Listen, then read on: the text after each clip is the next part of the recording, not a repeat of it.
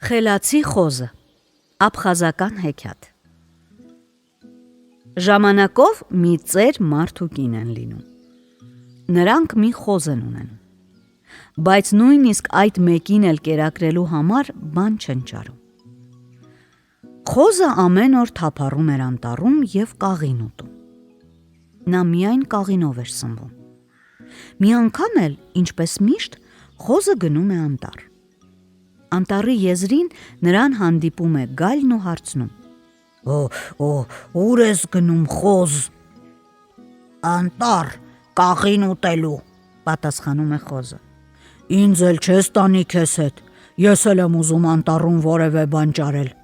շողոքորթելով ասում է գայլը։ Դե խոզն այնքան էլ չի հավատում նրա խոսքերին, բայց ինչ արած։ Նա որոշում է խորամանկությամբ ազատվել անկոչ ուղեկցից և ասում է. Լավ, գնանք, միասին ավելի ուրախ կլինի, բայց զգուշացնում եմ, որ ճանապարհի վրա մի փոս կա, կարող ես նրա վրայից թռչել։ Գայլը ծիծաղում է ու պատասխանում. Այդ դժվար չէ, թափով կվազեմ ու իսկույն կթռչեմ։ Մոտենում են փոսին։ Գայլը փոսը տեսնում է, թե չէ, վախենում է։ Դե սկզբից դու թռիր, ասում է նա խոզին։ Եթե սկզբում ես թռչեմ, քեզ համար վատ կլինի, ասում է խոզը։ Թռչելիս փոսի կողքերը կճղակներովս կքանդեմ և այն ավելի կլայնանա, այդ դեպքում երբեք չես կարող թռչել։ Գայլը համաձայնվում է և առաջինը ինքն է թռչում։ Թափով վազում է ու ընկնում փոսի մեջ։ Իսկ խոզը շրջանցում է փոսն ու հանգիստ գնում է անտառ, մի կուշտ կաղին ուտում։ Երեկոյան նա կուշտ ու կուռ վերադառնում է տուն։ Հաջորդ օրը խոզը կրկին անտառ է գնում։ Այս անգամ էլ պատահում է արջն ու հարցնում. Խոզ, էդ ուր,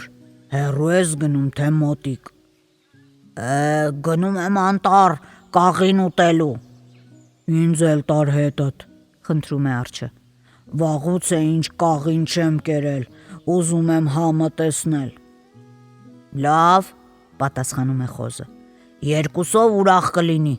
միայն թե իմացիր, ճանապարհի վրա մի մեծ փոս կա, կարող ես վրայից թռչել։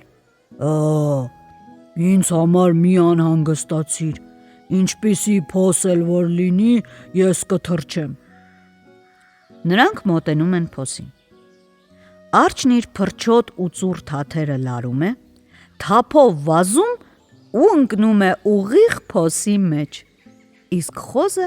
շրջանցելով փոսը մտնում է անտառ։ Կուշտ կաղին ուտելուց հետո վերադառնում է տուն։ Եվ այսպես խոզը մինչև գիրանալը արածում է անտառում։ Երբ լավ չաղանում է, տերը որոշում է նրան մորթել։ Առավոտյան ծերունին դանակը սրում է, բռնում խոզին և գլորում գետնին։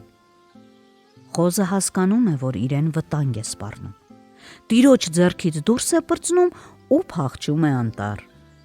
Տերը վազում է նրա ետևից, իսկ խոզը հասնում է փոսին, որտեղ ընկել էին գայլն ու արջը,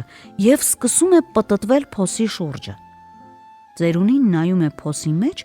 և նկատելով անսպասելի որսը շատ է ուրախանում։ Նա դանակով լաստենու մի ձող է կտրում և նրանով գայլին ու արջին սպանում է, մաշկում ու մորթիների համար մեծ վարձատրություն ստանում։ Այս հարստությունը մեզ մեր խոզը տվեց, ասում է նա կնոջը, և երկուսով որոշում են չմորթել խոզին, մտածելով, որ նա հետագայում էլ գուցե նրանց ավելի մեծ օգուտ բերի։